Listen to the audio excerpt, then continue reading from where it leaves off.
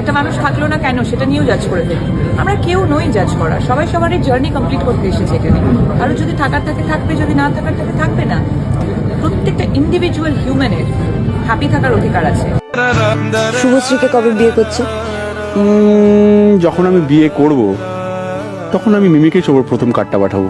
এতবার বিশ্বাস ভেঙেছে, এতবার নিজের লোকের থেকে, ভালোবাসার লোকের থেকে বিশ্বাস ভেঙেছে, আমার না ওই জায়গাটা গড়তেই পারি। অবশেষে এবার মিমি চক্রবর্তীর পাশে দাঁড়িয়ে রাজ চক্রবর্তীকে ধুয়ে দিয়েছে শুভশ্রী গাঙ্গুলি। কিছুদিন ধরেই গুঞ্জন শুভশ্রীর সঙ্গে রাজের দূরত্ব বেড়েছে। এর মধ্যে উঠে এসেছে আর এক গুঞ্জন, মিমি চক্রবর্তীর সঙ্গে একটা সময় চুটিয়ে প্রেম করতেন রাজ চক্রবর্তী। তবে মাঝখানে শুভশ্রী আসার কারণেই নাকি সে সম্পর্ক ভেঙে যায়। কিন্তু জানেন কি কত বেশি গভীরতা ছিল রাজ ও মিমি চক্রবর্তীর মধ্যে? তারা একে অপরকে নাকি গোপনে বিয়েও করেছিল। রাজ নাকি মিমিকে একটা জায়গা থেকে শুটিং সেটে ফেরার সময় তার মাথায় সিঁদুর পরিয়ে দিয়েছিল।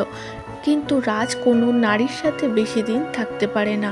শুভশ্রীকে দেখে তারপর মিমিকে ভুলে যায় রাজ চক্রবর্তী এবং মিমিকে জোর করে তিনি তার জীবন থেকে সরিয়ে দেয়। মিমি না চাইতেও রাজ এই কাজটি করেছিল।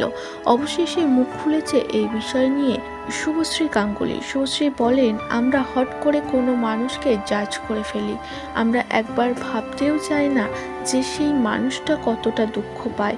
আমরা জাজ করার কে? কারোর ভালো লাগলে কেউ কারোর জীবনে থাকবে, কারোর ভালো লাগলে কারোর জীবনে থাকবে না। সেই বিষয়টা নিয়ে কেন একটা নারীকে সর্বদাই সহ্য করতে হবে?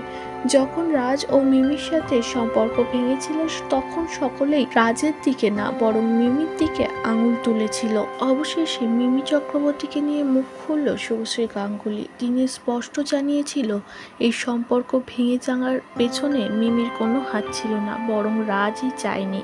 রাজ একটার পর একটা নারীকে ঠকিয়েছে এমনও মন্তব্য করেছে শুভশ্রী গাঙ্গুলি। তার প্রথম স্ত্রীকে ডিভোর্স দেওয়ার পরে পায়েল সরকারের সঙ্গে প্রেম করে, তার সঙ্গে কিছুদিন প্রেম করে তাকে জোর করে ছেড়ে দিয়ে মিমি চক্রবর্তী জীবনে যায়। যখন মিমি চক্রবর্তী পুরনো হয়ে যায় তাকে ব্রেকআপ করে আবার শুভশ্রীর জীবনে চলে আসে। এভাবেই নারী বদলেছে রাজ।